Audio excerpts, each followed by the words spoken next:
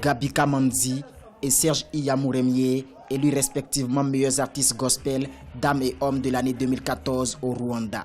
Ils se sont distingués au cours de Groove Award le dimanche 21 décembre 2014 dans la capitale Kigali. Une nuit dédiée aux acteurs du gospel dans le pays.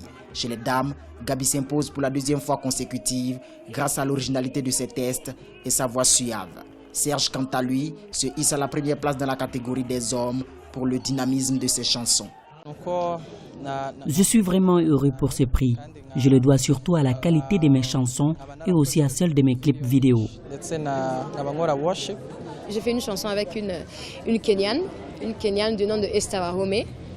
C'est quand même quelque chose de spécial parce que quand un artiste commence à quitter le pays et travaille avec d'autres artistes de l'étranger. Donc tout ça, je pense que ça a fait que j'ai quand même beaucoup plus de valeur ou bien beaucoup plus de mérite. Le gospel rwandais est en plein essor. De nombreuses voix féminines comme Gabi Kamanzi sont incontournables dans le pays et même dans l'Afrique orientale. Mais pour conquérir un marché encore plus grand, certains réglages sont nécessaires pour la jeune génération de musiciens rwandais. Il faut que le spectacle soit un, il faut que tout se passe comme si c'était un seul spectacle. Ça, c'est la première chose. La deuxième chose, avec les médias et avec son public, c'est la communication aussi. Elle devra apprendre ou elle devra améliorer les outils que les artistes doivent avoir pour communiquer avec le public, les commerciaux, etc.